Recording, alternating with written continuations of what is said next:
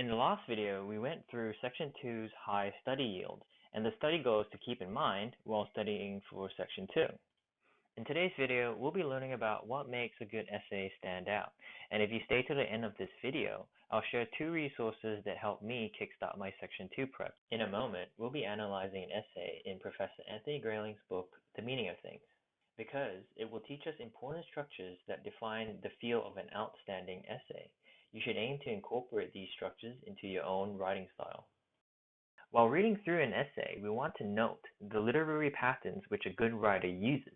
Questions we can ask are who, what, when, where, and how. Or what is the macrostructure of this paragraph? Is this an intro, or a body, or a close? Is there a thesis, an antithesis, or a synthesis, an assertion, or an assumption? We also want to note the microstructure of the sentences. Questions to ask include, what is the writer's tone? Is he or she trying to sound objective or assertive? Other things to note include variations in sentence length and punctuation.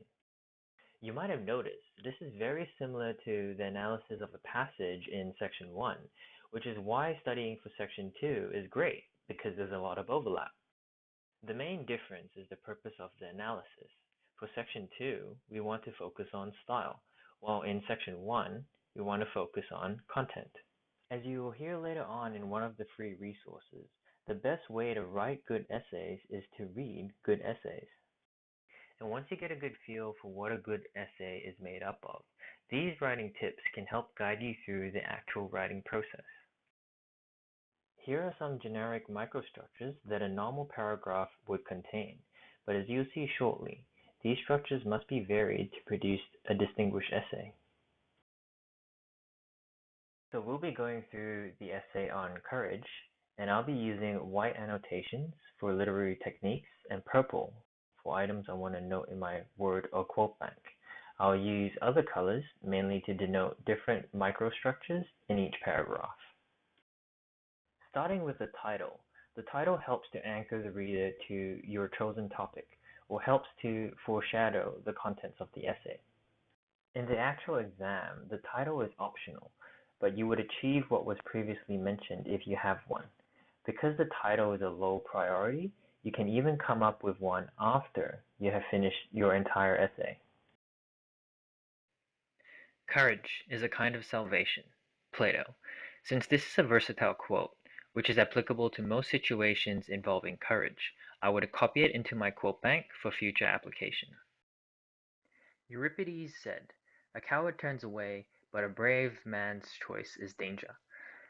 What the ancient Greeks learned, as the first truly intellectual and philosophical people, is that there is more danger to one's hopes, one's mettle, one's pride, in venturing into the battle of ideas than in murdering a man who disagrees with you, and that doing so, therefore, takes proportionally more courage. This paragraph's macrostructure is clearly an opening, and it serves to introduce the concept of courage by providing a standard definition as understood by a certain people, in this case, the ancient Greeks. A comment in my previous video was that quotes make for a good concluding statement. What is remarkable here is that Professor Grayling uses it as an opener, and it is effective that way because it draws the reader in by providing insight which enlightens and entertains the reader. The following sentence elaborates and explains the quote's assertion in detail. And an interesting literary mechanic here is that Professor Grayling places a hyphen where most people might place a full stop.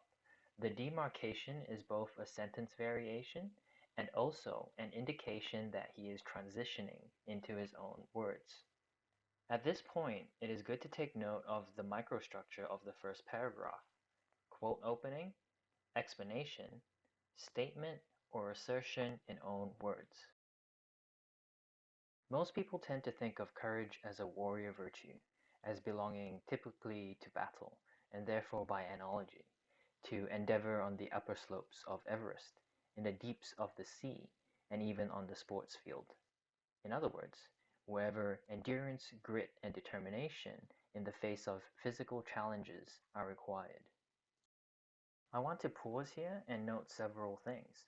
First, the opening statement is contrary to what was asserted in the last paragraph, that it is more courageous to clash in ideas than it is to clash physically. This contrast promotes discursive flow. Second, note the use of wiggle words, most people. Using words like these makes your essay sound more objective. Third, note the use of a semicolon. The semicolon provides sentence variation. What follows the semicolon is a microstructure similar to the opening paragraph, an explanation, and then a paraphrasing in one's own words. That is true enough. This is a unique way to express essays by using a flow of thought style writing. This style makes the writer sound confident and objective. This short sentence not only provides sentence variation, but agrees with the previous statements while strongly implying that there are other areas we can explore. That is true enough. But courage is often demonstrated because it is often needed in greater quantities in daily life, and there are even times when merely to live, as Seneca put it in a letter to Lucilius, is itself an act of courage. So the microstructure here is an alternative statement or assertion of courage, and is explained by Professor Grayling as merely to live.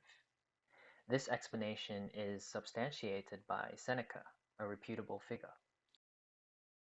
Looking at the paragraph as a whole, we can break it down as statement, explanation, tentative agreement, alternative statement, explanation, and substantiation. This is so much more complex and interesting than your standard three-part microstructure, and it's complexities like this that make an essay really stand out. Ordinary life evokes more extraordinary courage than combat or adventure because both the chances and inevitabilities of life, grief, illness, disappointment, pain, struggle, poverty, loss, terror, heartache, all of them common features of the human condition, and all of them experienced by hundreds of thousands of people every day, demand kinds of endurance and bravery that make clambering up Everest seem an easier alternative. So, breaking down this half of the third paragraph, we have a restatement of the previous paragraph, that is, courage is needed in everyday struggles. We have an elaboration of what it is. We have a substantiation of it by mentioning a general truth. And finally, we have a conclusion or implication about how wrong the traditional idea of courage really is. At this point, most people might have moved on to a new paragraph, but Professor Grayling here makes it interesting by elaborating on the traditional idea of courage. Whereas mountaineering and deep-sea diving are self-contained activities that last a certain length of time with, if all goes well, a return to a status quo ante when they are over. Facing, say, grief or disappointment is quite different. They are open-ended, new, different dispensations with unforeseeables deeply embedded in them, promising only that much will have to be borne before relief comes. To lie sleepless with pain at night, or to wake every morning and feel the return of grief, yet to get up and carry on as best as one can, is courage itself. So at the start, when Professor Grayling went on to elaborate on physical courage, he did so to contrast it with everyday courage. And then he goes on to elaborate on the uncertainties of everyday challenges, and then ends with an empathetic conclusion. A summary of the third paragraph's microstructure is shown in my annotations, and as you can see, it's complex and quite unlike a normal statement, example, conclusion kind of paragraph. Moreover, courage can only be felt by those who are afraid. If a man is truly fearless as he leaps over the enemy parapet, or hurls himself into a rugby tackle, he is not courageous, because Most people fail to recognize this simple fact: the true quantum of heroism in the world goes unrecognized and therefore unrewarded. Breaking this down, we have a transition word, which indicates a new topic or direction. We have a statement, an elaboration, and an implication. This implication will be elaborated upon and substantiated with a reputable source. The quaking public speaker, the trembling amateur actor, the nervous hospital patient submitting himself to needles and scalpels are all manifesting courage. This courage in a man, Euripides further said, to bear what heaven sends. Actually, he said to bear unflinchingly, but by this addition he spoils the sentiment, because if courage requires fear, then flinching is perfectly in order. At the end of this paragraph, there is an attempt at providing insight by delving deeper into Euripides' original comment and juxtaposing it with the writer's own views. As we reach the last paragraph, most people would try to close with a conclusion. Professor Grayling, again, does the unexpected. He opens with a new direction before coming to a close. Let's have a look. Although ordinary life demands courage, sometimes in exceptional amounts, there is yet another kind of courage required for the task of being human: the courage to meet the new and to accept the different in the chances of experience. Rilke gave luminous expression to this idea in his Letters to a Young Poet by saying that we need courage for the most strange, the most singular, and the most inexplicable that we may encounter. He meant the courage to accept love when it offers, to face death when it comes, to bear the burdens that life imposes in return for its gifts, and above all, the courage to create something to mark our own individual responses to the world, however modest, for even when the courage to do this is unostentatious and private, it can make a crucial difference in the content or quality of our lives. The conclusion of this whole essay comes at the last sentence, after the semicolon, and this conclusion is a call to action supported with an implication.